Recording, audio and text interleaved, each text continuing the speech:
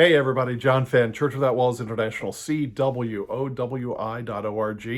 We are a house church network celebrating the gathering together of the saints in the home, rotating homes, rotating who leads on a weekly basis, and doing it the historical and the biblical way of doing that. It's not a miniature of the auditorium where one person speaks and that's it each week. This is rotating responsibilities because we recognize Christ is in each of us. And as Paul said, when you come together, every one of you's got a psalm, a revelation, a doctrine. That is something the Lord has taught you, or moving of the gifts of the Spirit. So anyway, that's what we're all about, is the discipleship process. Visit our website, CWOWI.org, and you can sign up for my weekly thoughts, which is a weekly email that comes out, and my monthly e-newsletter. That's where I put words of prophetic things, the things the Lord's shown me, teachings, and where our meetings are, Zoom meetings, all that sort of thing. So sign up at our website. Today, asking the question, is your cause righteous? Let me tell you a little story on myself. A lot of times, one of us will run into town, and Barb will make a little list of groceries, and so she handed me a list of maybe 6 or 8 things to get at the grocery store while I was in town, and among them was 6 dozen eggs. And in my mind, I'm resisting this. I'm thinking 6 dozen eggs. What in the world is she going to do with that? We might have a couple eggs for breakfast, et cetera, et cetera. And I'm going through in my mind, why do I need 72 eggs? And I'm resisting that, but it's on the list. So, I'm still trying to figure it out. And it's like, okay, why not just get, a dozen or two, and then that's it. And then when we need more, we do that. Or we could go across the street to our neighbor Hank, who has chickens, and has said, if you ever need eggs, come on over. So, all these things are going through in my mind, but I'm submitted to her. She submitted to me. Submission, rabbit trail here. Submission is a grace in the heart, where you give your heart, your life over to someone else. Obedience is an act, but submission is of the heart. And that's why Paul says in Ephesians 5:20-21 to submit yourselves one to another. Wives, be submitted to the husbands. Doesn't mean obey. It means to submit in the heart, to be submitted in the heart. And so because a person can, if you've ever had a teenager and told them to go clean up their room, and they're griping and complaining the whole way, you know that they're obedient, but they're not necessarily submitted, because they're griping and complaining the whole way. And that kind of ties into what I'm talking about today. Is your cause just? So there I was at the store, and still thinking through 6 dozen eggs. Why? I don't want to break any of them. I've got other things in the basket to get and everything else. And as I put my hands out because I grab 2 dozen at a time, I open the shelf in the store, the refrigerated section there, and I put out my hands and I grab the two cartons at a time. And as I do that, the Lord spoke to me, and he said this. He said, you received the benefits of these. Why are you complaining? And I put, first that 2 dozen, then the next 2 dozen, got all 6 dozen loaded in the cart. And that stopped me in my tracks. He said, you received the benefits of these. Why are you complaining? My cause was not just. My griping, complaining, etc. Barb is a wonderful cook. Who knows all the plans that she had for it? But that's her realm. That's her business. In doing that, I'm just running an errand. She's asking me to do that for her, and because I'm submitted to her, of course, I'll be happy to do that. But at the same time, I'm thinking, what in the world are we doing? Why do we need 72 eggs? What's she got in store for this? And then the Lord just stopped me. You receive the benefits of these. Why are you complaining? So in other words, it was like, keep your heart right. My cause was not just. And that's the point today. My cause is not just. Let's say you're driving through your neighborhood, and there's a neighbor with a trashy yard, and it doesn't violate the homeowners association rules or anything else, but it's just not the way you would do the yard. And you go by, yeah, I wish they would clean that up. Griping, but such an ugly yard. Look at everybody else around. Why don't they do something? You know what? Your cause isn't just. Would you like them to clean it up? Yes. You do that, but not to the point that you get angry or bitter or think worse of them because of that. Your cause is not just. You don't know the reasons behind it. Maybe somebody inside is handicapped and has limited abilities or limited finances to keep up the yard or anything. So instead of reaching out and befriending them and getting to know them and finding out their lives and everything else, a person will just gripe and complain. I wish I would do this. I wish to do that. Is the cause just? Let's look at this in the life of Jesus. In Mark chapter 3, verses 1 through 6, Jesus is teaching, and there's a lot of rulers sitting there, the Pharisees, the scribes, etc. And Jesus asks a question. He says this: is it right to do good on the Sabbath? If an animal falls into a pit or into a ditch, don't you work to get that animal out to save its life? Is it right to do good on the Sabbath? And it said they sat there in silence. And Jesus looked round about them with anger, it says, being grieved because of the hardness of their hearts. Being grieved because of the hardness of the hearts. The word hardness there is where we get like sclerosis of the liver, sclerosis of the heart. It's a word that means a gradual layering of hardness. It was used as a construction term in the first century to mean a layer of whitewash, and then you let it dry, and then you put on another coat of whitewash, and then you let it dry, etc. You build up layers. And it says Jesus was grieved because they were hardening their hearts. They were adding more layers to their heart. And here's the reason he was angry.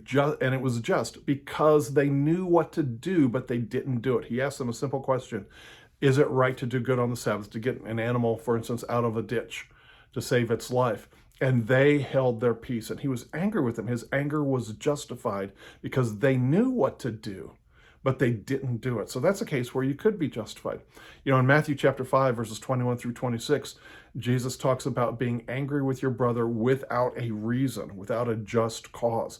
Anger has its place, but it needs to be justified. There has to be a just cause. And Jesus goes through three things there. He says, if you are angry without a cause, you're in danger of judgment. If you call him vain and stupid, then you're in danger of the Sanhedrin, the council, because you're breaking the peace between a couple of brothers. And then if you say, you fool, you're in danger of hell. And Psalm, is it 14:1? Psalm 14:1 says, a fool says in his heart there is no God. And so the anger without a cause escalates. Jesus is laying it out there in Matthew 5:21 through 26. He's laying out an escalation of having an anger that is without good reason, without founding. And it escalates from being angry without a cause to then causing, just making fun of them. And then the final one, you fool, is mocking, and it's cynicism and it's hatred, and it's also taking God's place, because God alone knows the hearts. A fool says in his heart there is no God. So when you're calling someone a fool, then you are judging the heart. You don't know their heart. And so he says you're in danger of hellfire then. So it's an escalation of anger without a cause. And so, you have to think about, maybe there's a husband who says, okay, let's paint the room. My wife wants it painted this particular color. I don't want it painted that particular color, but my wife insists it goes on that particular color. So the husband is painting the room, and then he kicks over the paint can. And who's he angry with? Not with himself, but his wife, because if he had been allowed to paint the room the way he wanted it, that paint would never have been there. And so he blames his wife for his own actions. His anger is not just. His anger against his wife is not just. I once had a couple who were engaged to be married. She was about 36 at the time, had never been married before. He had been married, lost his wife to cancer, was left with a young son, and they were engaged, but they almost broke off their engagement because of an argument over how you load the dishwasher. That's right, how you load the dishwasher, because each of them were adults, had their own households, etc., and they were getting married. Him remarried her for the first time, and the argument that almost broke up their engagement was, how do you load the dishwasher? Their cause was not just. Because there is no right or wrong way, according to, once you get it within certain parameters, it's a matter of taste. It's a matter of what you found effective for that model of dishwasher, etc. So it's not a right and wrong thing. Their cause was unjust. A lot of times, if somebody is taking a long time to do something, we say, oh, he's very slow. But if we turn that on us, we say, oh, I'm taking a long time to do it because I'm just being thorough. And so our cause is not just. We get angry at somebody for being slow, but then when it happens to us, we say, "Oh, I'm just being thorough here." you know. And so and if somebody doesn't do something that we think they should be doing, we accuse them of being lazy. But when it comes to us, it's like, well, I'm busy with other more important things. And so we have a double standard with ourselves. So the question is your cause just? The Holy Spirit is the Spirit of truth. And he's just like a flame, or to borrow the words of an old Amy Grant song, the same sun that melts the wax hardens the clay. God is love, God is light, God is just. It's just a matter of when we approach that love and life and everything else, that everything else that's not that burns away. Everything that's not light, everything that's not truth burns away. Paul had a situation in 1 Corinthians chapter 3, verses 3 through 15, where there are a bunch of them in envy and strife and division, saying, I'm of Paul, I'm of Apollos, and they're making little cliques and little groups. And Paul said this, a shortened version, he said that envy, strife, and divisions, he said, if you carry that into your death, when you stand before the Lord, that is going to get burned away like wood, hay, and stubble. Dealing with the envy, dealing with the strife, ending the little cliques and groups, and walking in love and forgiveness is, Paul said, gold, silver, and precious stones. That will withstand judgment. It's not that the Lord is angry or anything else. It's just he is light. He is love. And anything that's approaching him is got to rise to that level of pureness, and anything in us that's not that pure just gets melted away, just gets blown away by his purity and his holiness. And so let's clean up our act here, examine ourselves. Is your cause just? And with me, when I put out my hand and grab those, and the Lord said, you get the benefits of these, why are you complaining? That stopped me in my tracks. I judged myself. I said, oh, sorry, Lord, you're right. And I put the questions about why I was getting 6 dozen eggs aside, and I got the 6 dozen eggs, and I brought them home, and I haven't said a word since. But it was a good point between me and the Lord where he judged me in that, where my motives approached his light, his love, his life, and it was burned away. You get the benefit of these. Why are you complaining? So anyway, is your cause righteous? All right, good question. Visit us on our website, cwowi.org.